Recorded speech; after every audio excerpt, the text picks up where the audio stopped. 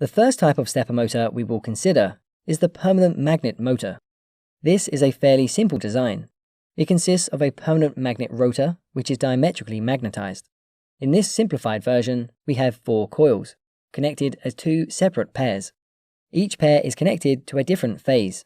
When pair 1 energizes, the magnet rotates to align with this. The next pair is energized, and this causes the rotor to again turn and align.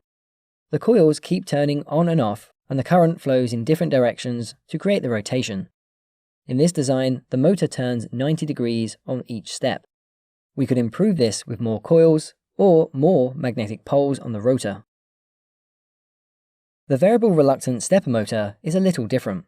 This type uses a soft iron ferromagnetic rotor, which means this material is attracted to a magnetic field, but it is not a permanent magnet.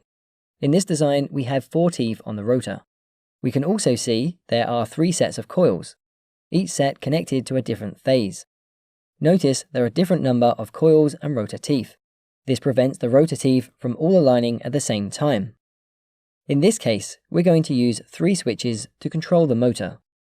When switch 2 closes, the coils magnetize and attract the rotor teeth, causing it to turn. Then switch 3 closes and the rotor turns again to align with the magnetic field. Then switch 1 closes and the rotor turns. This sequence then repeats. In this design, the rotor turns 30 degrees with each step. There are multiple ways to reduce the step angle, for example, adding a 4th phase and more teeth to the rotor. The hybrid stepper motor is the most common version used. It is a hybrid because it is a combination of the variable reluctance and the permanent magnet stepper motor.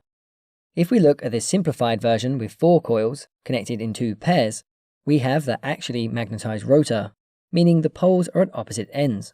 The rotor has 3 teeth on each magnetic pole. There are a different number of teeth and coils to prevent them from all aligning at the same time. When we energize the coils, they form north and south poles. These interact with the rotor's permanent magnetic field. The rotor's south pole tooth is repelled by the stator's south pole and is also attracted to the stator's north pole. Meanwhile, the rotor's north pole tooth is repelled by the stator's north pole and is attracted to the stator's south pole. This causes rotation. Then the next set of coils are energized. The rotor's magnetic field are again attracted and repelled by the stator's coils, causing rotation. This continues with the different sets of coils being energized and the current reversing to change polarity of the coil. In this example, each step is 30 degrees. So now, when we look at a more complex hybrid stepper motor, we can see the same thing happening but with greater precision. There are 8 coils split into 2 groups of 4. The rotor has 50 teeth and the stator has 48 teeth. When the coils are energized, they create magnetic fields which interact with the rotor's permanent magnet. Looking closer, we can see that each time the coil polarity changes, it causes the rotor to turn 1 step, which in this case is 1.8 degrees.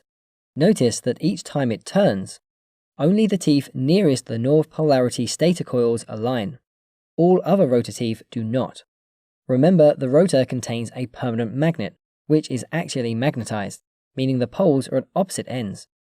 So, while the rotor's south pole teeth align with the stator's north polarity coils, the rotor's north pole teeth align with the stator's south polarity coils. This design gives us very high precision and torque. Check out one of the videos on screen now to continue learning about electrical and electronics engineering, and I'll catch you there for the next lesson. Don't forget to follow us on Facebook, Twitter, Instagram, LinkedIn, and of course,